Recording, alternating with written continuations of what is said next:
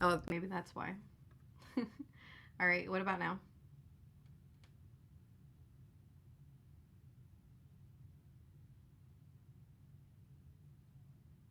Thanks for the heads up, Paxton, by the way. Hello? Hi? Can you hear me? I might have to restart this. What a fail. How we doing? Oh, okay. Let's see. Actually,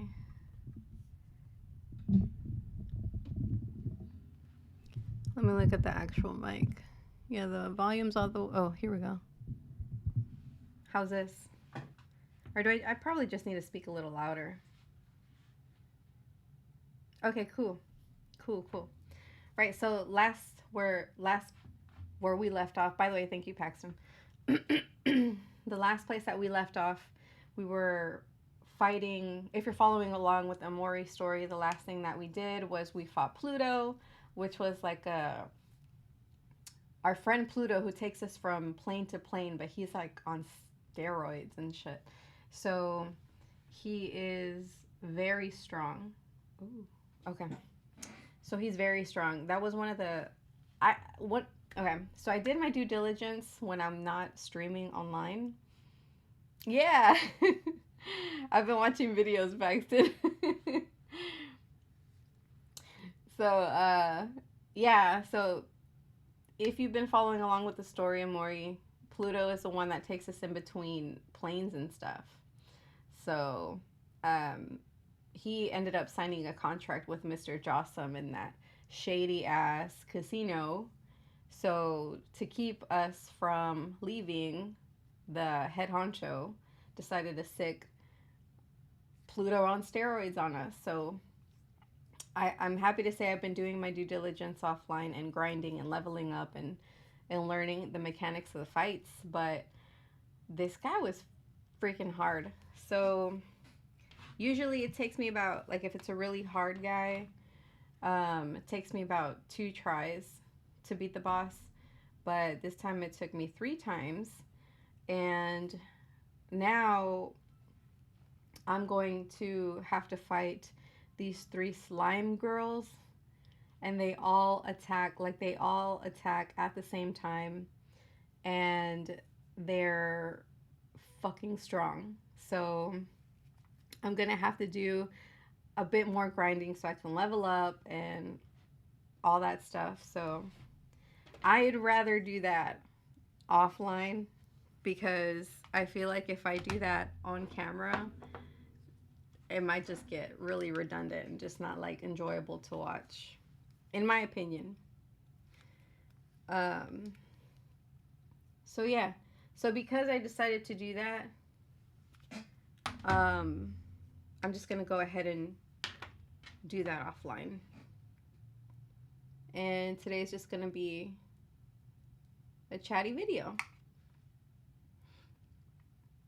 So yesterday when I was streaming, because yesterday I was streaming that game, which by the way I know I haven't even finished Spiritfarer, but this game has really, what does it say? It takes a long time. Paxton, I fought a boss for 2.5 hours while streaming one time. Well, yeah, I remember that one time. That one boss you were fighting, Paxton, in that game looked really hard. And is that the one that you were talking about? The one where you were playing the guy with the corn hair? The corn hair. Is that the one that you're talking about?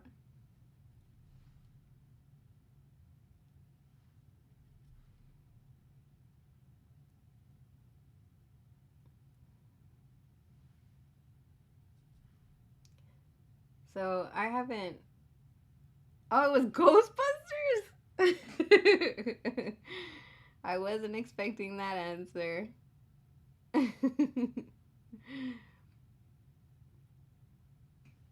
That's funny. You know, I should jump on here and finish off Spiritfarer, but man, like this game has me in its grasp and I feel like it's almost over. I'm like almost there and I just want to finish it. You know, not because like I just want to get it over with, but because I really want to know what Basil did. Call me crazy, but I just feel like Basil did something and that's why Aubrey is so pissed at him. He did something in regards to their friend that they lost, Mari, which is Amori's sister. I just get this fucking feeling that he did something fucked up. Like not like, you know, um took something from her room after she passed away, like something like that, something like a keepsake, you know, something small like that. Which is, I mean, it's kind of fucked up if you do it without asking, but I feel like because you know he likes to take pictures and stuff, I get this feeling that he might have taken a picture of Mari of her dead body. I know, controversial, yeah, brave statement, but I feel like it's fucked up like that, which is really fucked up because Basil and Mari, Aubrey, Kel, and Amori, they're all friends, you know, hung out every day and all that kind of shit. And the reason I say that is because when like they used to all be friends as kids, always used to hang out and stuff. But when Mari passed away, which by the way we don't know how she passed away, um, when she passed away, everybody in that little friend group dealt with it in their own way. And on top of that, you know, life happens to them. Like shit happens when you're a kid, you know, like your parents go through a divorce or you lose a grandparent and you know shit like that. They all had shit going on, shit that we don't necessarily know about uh, with each character. You know, we do know that Basil's grandma is sick and she lives with them, and I'm not entirely sure why, but Basil's getting taken care of by the live-in caretaker that also takes care of his grandma. His grandma is, it looks like she's in a coma or she's just in and out, you know? So clearly Basil's going through some shit, you know? Um, Aubrey, Aubrey's dad isn't there, and we learn that when we charge her up for taking Basil's photo album. I mean, for taking Basil's photo album. Supposedly she stole it, but in her eyes, she's protecting it.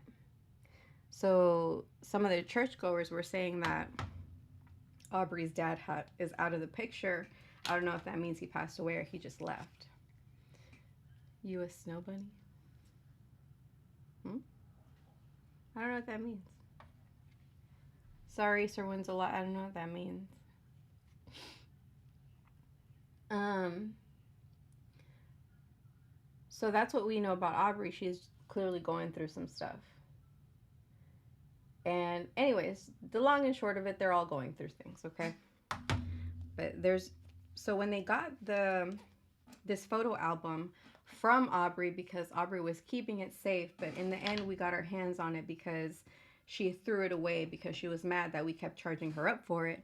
So she throws it away, we grab it, we take it to Basil's house, and you know, Kel is like, hey, you know, let's look through this photo album and relive the good memories, right?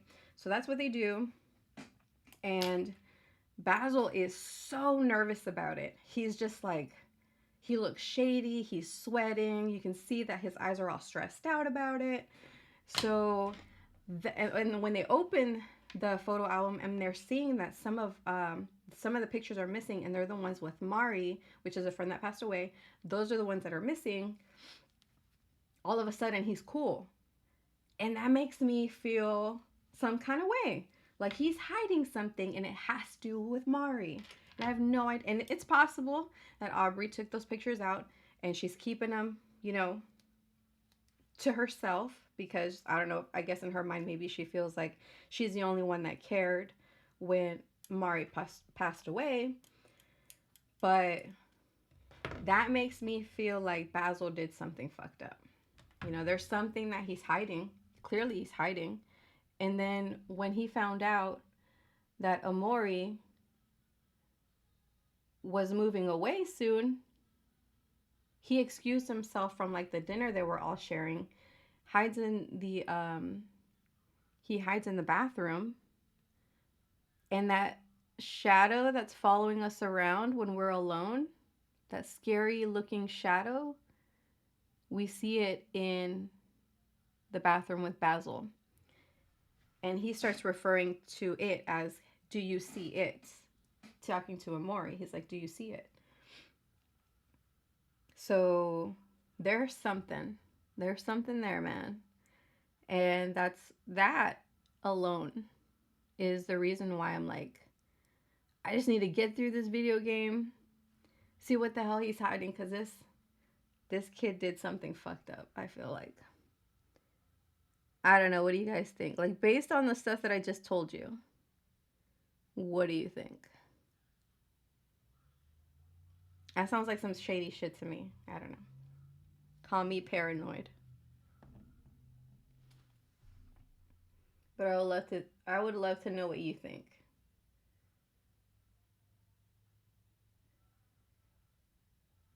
And like what's interesting to me is because like I was telling you, Aubrey, she's the one going through some shit, right? But she's also no longer friends with any of them. She grew up now, like she's like the town bully and stuff. And whenever we have interactions with her, she's with like her group of friends who at the beginning they look like they're a bunch of bullies. But upon further interactions, it just seems like they just have their own group of friends and they want nothing to do with Kel or more basically Aubrey's old friends. And they think that they're the ones being bullies. So I think it's really interesting that they have a different perspective and they're justified in the way that they're behaving towards these kids. It's like, no, like, you guys are messing with us. We're not the bullies. Why do you keep bullying us? Why don't you just leave us alone? So I just thought that was really interesting, the shift in perspective, because when you're first playing it, you're like, wow, Aubrey's a bitch.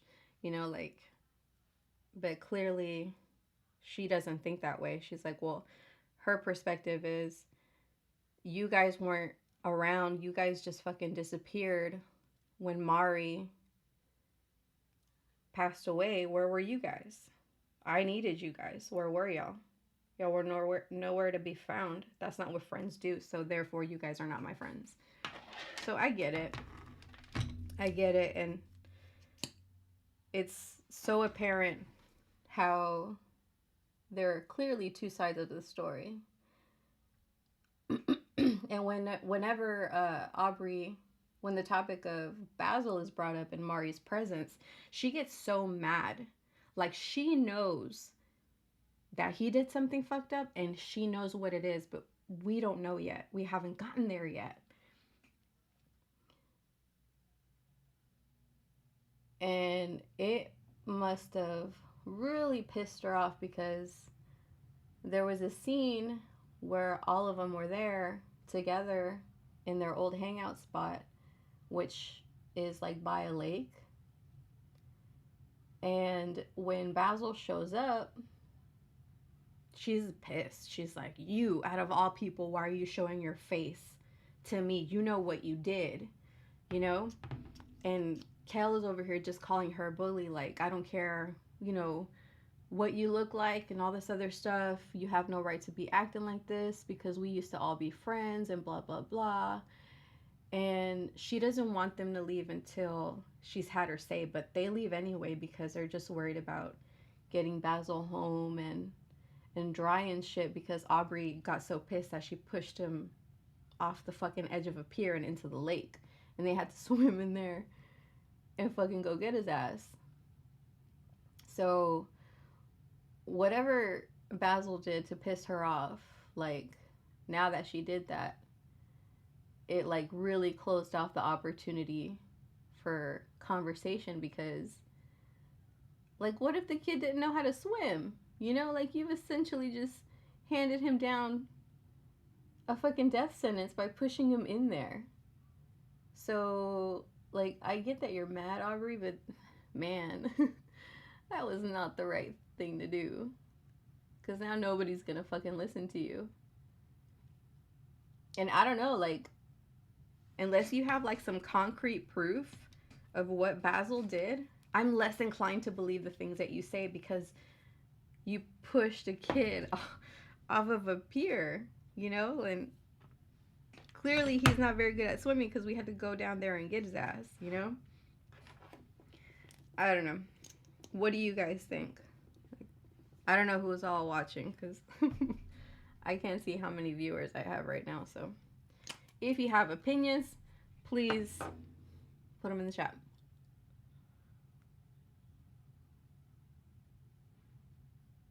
But I mean, who knows? Like I said before, there's two parts of every story. Oh, so if you've missed a stream, Paxton, I put them all on my YouTube channel. So if you look at my, what tab is it? I think it's the About tab on my channel. There's like little panels. And then there's one that has like a little gravestone on it, which is like where all my past streams are. And if you click on that, it takes you to all the past streams.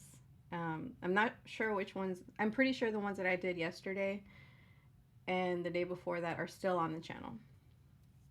Cool. But yeah. But like I said, he's fucking hiding something, that kid.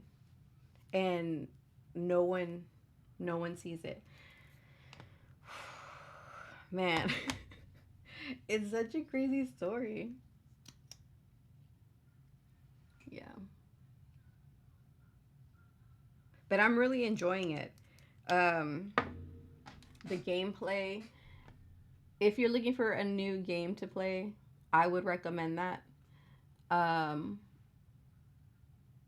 have a highlight on my channel where I'm talking about, and it's like the format of the highlight is like this, where I'm just doing my makeup and I'm just talking to y'all. But that highlight basically talks about how, like, what my feelings are when it comes to multi-ended games, games with several routes and stuff like that. I usually don't enjoy games like that because I like to have I want to know what's happening, that there's no, like, you go in, you play the game, and you're done, you know? That's the kind of game that I'm into. But now that I'm playing this game, which, by the way, I didn't know was multi-ended, you know, like with several routes. There's like a normal route, and then there's what is called a hikikomori route, which in Japanese it means a recluse. So there's a decision that you make in the game depending on what you do. You either open the door to Kel when he's knocking on your door, or you don't. Then that's what takes you down that route. Whatever route. And there's only two. So right now I'm in the normal route. And I told myself, like, man, like, I'm gonna just play the normal route and then put it down once I'm done and then just call it a day. And then also, like, within those two those two routes, the hikikomori and the normal route, is several different kinds of endings that you get depending on your choices. So, listen, I know I said I'm not about that life, that multi-ended, you know, playing a game several times just to see this different endings kind of life. But I think this game might have changed my mind for that. And I don't know. I don't know. I think I'm gonna have to like not play it on. I'm not. I don't think I'll play the Hikikomori route online. I think I'm gonna do it like on my own time because I don't want to pigeonhole myself into playing games online only because then it's gonna take the fun out of video games for me because I like to just wind down and just focus on games and stuff. You know, there's still games that I still need to play that I'm not playing online. Like I have the Donkey Kong game, the Tropical Freeze game. I fucking love Donkey Kong. I grew up with Donkey Kong. Like when I had my Super Nintendo, that's the game that I 100% completed. And I kept playing it over and over again because that was my jam. Love Donkey Kong. We have this arcade place here called Cidercade, and they have like a buttload of cabinets, and they have like the original Donkey Kong and all that stuff. And the original Donkey Kong is so hard. I can't. And then also Donkey Kong Jr. That one's hard too. I don't know how people play that game, but it makes me think that, right? Like how the hell it makes me think like these games that are coming out in like these high-tech fancy consoles or whatever, like these new age things, there's got to be some sort of coddling going on because if this is gaming now, like can you imagine like if they just kept the level of difficulty of like Donkey Kong, for example, translated it to like these modern games, man, we'd be like rage quitting all the time. There'd be recycle bins in every Best Buy and GameStop because of the amount of consoles that people would break. That's what I think. It would be insane.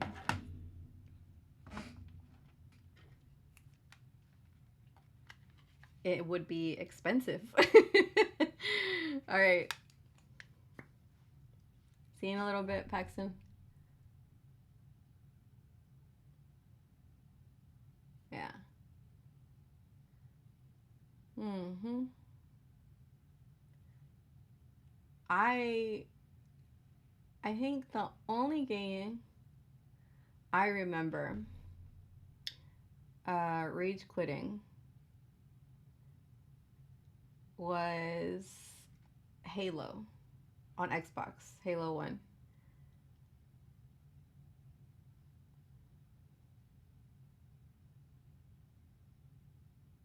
I rage quit because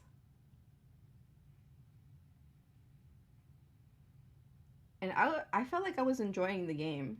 I felt like but I don't know, like thinking back on it, I think I might have been trying to rush it.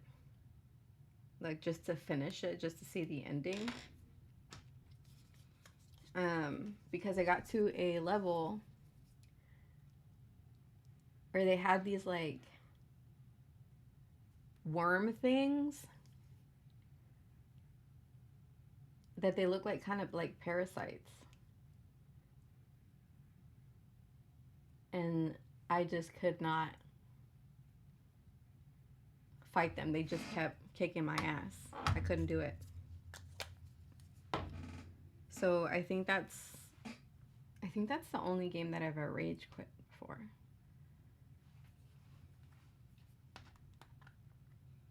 Never got to see the ending of that. But luckily, I could probably find it here on, well, here.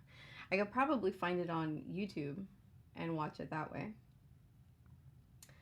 I feel like I was going to do something, but I forgot what it was. Oh yeah. So, I might just do that. See, that's what I do usually when I'm playing a horror game. And I feel kind of weird playing Amori and then listing it as a horror game because it is a psychological horror game. It's just for 75% of the gameplay, maybe 80, 85. It's not scary. It's just like you're just playing as this kid while he's either asleep in dream world where everything is colorful and whimsical and interesting, or you're playing him as he is in real life and you're just kind of like you live in the suburbs and you're reconnecting with your one of your childhood best friends who happens to be your neighbor, and you're going to the supermarket and you're doing like little jobs just to get money, like that kind of stuff. So it's not exactly horror game, and but it's listed as a psychological horror. And you know what? It's perfect for me because I don't play horror games. I just don't. I would much rather watch someone, like Markiplier, play a scary game instead of me sitting here alone and scaring the shit out of myself because I'm a big chicken. But this is a good one to get my feet wet. Um, but I still wouldn't like fucking dive into like Resident Evil. Although I hear nowadays it's more like an action kind of game than a scary game like how it was in the beginning. Ooh, that might have been a mistake.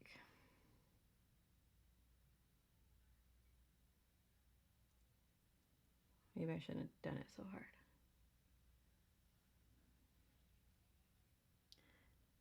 Oh well, there's spider legs now. Damn it, I should have quit while I was ahead. So, but I mean, I wouldn't jump into a Resident Evil game anyway because like, if I'm gonna sink my teeth into a game, you know, instead of like casually play, like, okay, so like I'll casually play like Donkey Kong and I'll casually play, like, I still have Breath of the Wild that I still haven't even beat. I had Animal Crossing. Well, I have Animal Crossing, and I really enjoyed the shit out of that. But I don't know. Like, if I'm going to sink my teeth into a game, I feel like it's only going to be a indie game. So yeah, I mean, that's just what I think. um, sorry, I was looking at. Oh, okay, cool, perfect. I was just making sure my settings are good. My husband and I, we share a laptop, and I set up the OBS settings like on my own yesterday, and that's probably why the mic wasn't working in the first place. But yeah, I set up the OBS system settings on my profile in the MacBook, and I'm just making sure that they're fine. And it's a little hot in here. I'm gonna turn on the fan.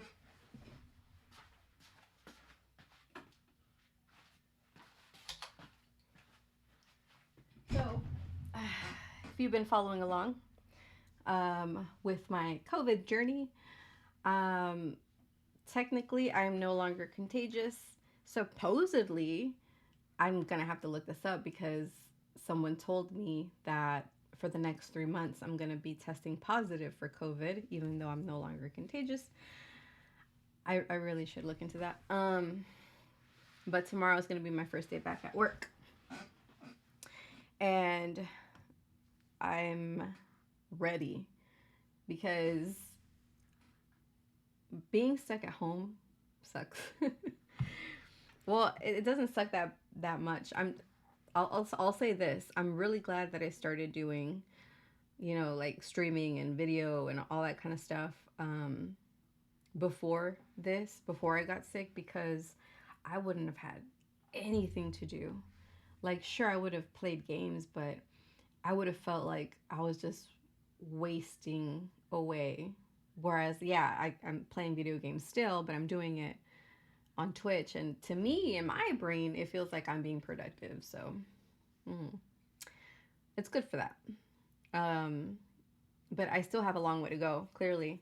Um, and I just got a new video capture card because the other one, and if you look at my streams from yesterday, you will see what a fucking nightmare it's been to have that old video capture card. Every little, like, if I just touch it, if I just do that to it, the frames, like my gameplay, like it'll freeze, right? My game will just freeze on stream, but it's still going on my Switch. Or it'll just cut off altogether and I'll unplug it and plug it back in, but that won't even, then the whole screen will just go black. And so what that means is I have to restart my Mac computer, stop my stream, restart my Mac computer, log back in, turn everything on again. And if it doesn't fucking work, there's something amiss, then I have to find what's amiss and then do it all over again. And that all just happens if I just do that. So it's been a fucking nightmare, and it's already like, I haven't been streaming for very long. I want to say I've only been streaming for like a month, and it's given, I want to say like it's interrupted at least 4 streams. At least 4. And that's one a week. And I only stream like maybe on average twice a week. That's literally too much. That's like 50% of my fucking stream that I mess up just by doing that. Tapping on the, and see right here, look, I'm tapping on my new video capture card. Nothing. We are golden. That's why I'm able to do all this, you know? So I'm like ecstatic that I can do this all day long if I want to, and I ain't gonna do shit. So yeah, I don't know, but so I'm done with my makeup. I think I look okay. I'm not going anywhere, because gas prices are they're on the rise. See, this is why I'm getting Invisalign. You see my teeth? They're like crooked. I like one sticking out further than the other one. And when you're looking at me like dead on, you can't really tell. And you see how I have bottom teeth?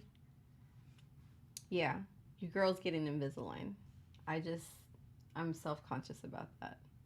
And especially now that I'm like streaming and stuff and like doing videos and y'all are all up in my face, even more so. Because like when I'm looking at it, when I'm editing it, it's just like staring me in the face, and I'm just like that. Even more self-conscious. So anyways, I'll shut up, and I'm gonna go ahead and end the stream. Hope you guys enjoyed it. If you did, let me know. If you'd prefer more of these videos, then I will make an effort to do more, stream more of these kinds of videos. I want to do a mukbang, damn it. I think that would be really cool. If you're into that, it's gonna come. It's gonna be here one day, but I just need to decide what kind of meal is gonna be my first meal into it. So, and I don't know if I want to do like ASMR type mukbang where the microphone is like closer to my face and y'all can really hear some shit, or if it's just gonna be like me just talking at you, eating with y'all, you know. So, anyways, let me know what you guys think, and I will see you on the next one. Bye.